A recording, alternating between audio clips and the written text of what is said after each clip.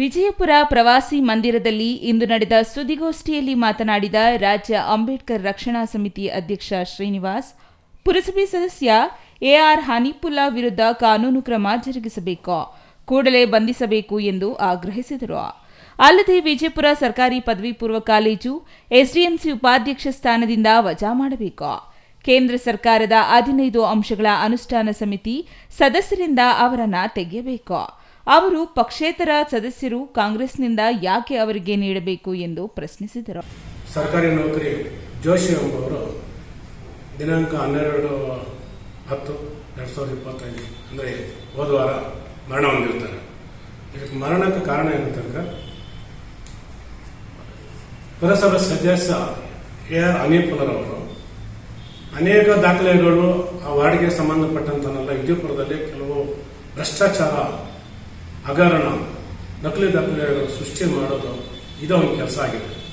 ನಕಲಿ ದಾಖಲೆ ಸೃಷ್ಟಿ ಮಾಡಿಬಿಟ್ಟು ಕ್ರಯದ ಕರಾರ ಪತ್ರ ಅನ್ನೋ ದಾಖಲೆಗಳು ತಂದು ಕ್ರಯದ ಕರಾರ ಪತ್ರಕ್ಕೆ ಕರಾರ ತೆಗೆದುಬಿಟ್ಟು ಕ್ರಯದ ಪತ್ರ ಅಂತ ತಗೊಂಡ್ಬಿಟ್ಟು ಆ ದಾಖಲೆಗಳು ತಗೊಂಡ್ಬಿಟ್ಟು ಇವರು ಜೋಶಿ ಅವ್ರ ಕೈ ಕೊಡೋದು, ಬಲವಂತ ಮಾಡಿ ಎ ಖಾತಾ ಮಾಡು ಬಿ ಖಾತಾ ಮಾಡು ಅಂತ ಹೇಳ್ಬಿಟ್ಟು ಬಲವಂತ ಮಾಡೋದು. ಅವ್ರು ಮಾಡ್ತಾ ಇರಲಿಲ್ಲ. ಅವರು ಮೇಲೆ ಅಧಿಕಾರಿಗಳು ಗಮನಕ್ಕೆಲ್ಲ ತಂದು ನಡೆಸ್ತಾ ಇರ್ತಾರೆ. ಹನೀಫುಲ್ಲಾ ಅವರು ತನಕ ನಕಲಿ ದಾಖಲೆಗಳಲ್ಲಿ ಕೊಟ್ಟು ಈ ಥರ ಹಿಂಸೆ ಕೊಡ್ತಾ ಇದ್ದಾರೆ ಅಂತ ಹೇಳಿದ್ರು. ಅವ್ರು ಕೂಡ ಹನೀಫುಲ್ಲಾ ಅವ್ರಿಗೆ ಎಚ್ಚರಿಕೆ ಕೊಟ್ಟಿದ್ದಾರೆ ಇವೆಲ್ಲ ಮಾಡಬಾರ್ದು ಅಂತೇಳಿ. ಆದ್ರೂ ಅವನಿಗೆ ಟಾರ್ಚರ್ ಜಾಸ್ತಿ ಆಗ್ಬಿಟ್ಟು ಹಿಂಸೆ ಆಗ್ಬಿಡುತ್ತೆ. ದಿನಕ್ಕೆ 100ಕ್ಕಿಂತ ಫೋನ್ 100 ಸರಿ ಬೋಳಿ ಮಗನೇ, ಅವನು ಬ್ರಾಹ್ಮಣಿ, ಅವ್ರಿಗೆ ಯೋಕೋಚನದಲ್ಲಿ ಬೋಳಿ ಮಗನೇ ನಾವು ಕೊಟ್ಟಿರೋ ದಾಖಲೆ ಮಾಡೋ, ಖಾತೆ ಮಾಡಬೇಕು, ಎ ಖಾತಾ ಮಾಡಿ ಬಿ ಖಾತಾ ಮಾಡು ಅಂತ ಹೇಳಿಬಿಟ್ಟು ಭಾರಿ ಹಿಂಸೆ ಕೊಡೋದು, ಅವಾಚ್ಯ ಶಬ್ದಗಳಿಗೆ ಹಿಂದಿನ ಮಾಡುವಂಥದ್ದು, ಈ ಥರ ಭಾರಿ ಹಿಂಸೆ ಆಗೋದು.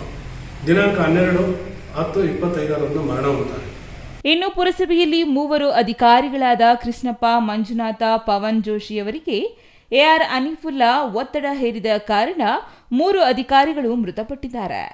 ಇರುವ ಅಧಿಕಾರಿಗಳಿಗೂ ತೊಂದರೆ ನೀಡಲಾಗುತ್ತಿದೆ, ಇವರನ್ನ ಪುರಸಭೆ ಸದಸ್ಯತ್ವ ಸ್ಥಾನದಿಂದ ವಜಾ ಮಾಡಬೇಕು, ಪೊಲೀಸರು ಕೂಡಲೇ ಎಆರ್ ಹನೀಫುಲ್ಲಾ ಹಾಗೂ ಇತರರನ್ನು ಬಂಧಿಸಬೇಕು, ಇಲ್ಲವಾದಲ್ಲಿ ರಾಜ್ಯ ಅಂಬೇಡ್ಕರ್ ರಕ್ಷಣಾ ಸಮಿತಿಯಿಂದ ಪೊಲೀಸ್ ಠಾಣೆಯ ಮುಂದೆ ಪ್ರತಿಭಟನೆ ನಡೆಸಲಾಗುವುದು ಎಂದು ಎಚ್ಚರಿಕೆ ನೀಡಿದರು. Satish Kumar G, CTV news, Vijayapura.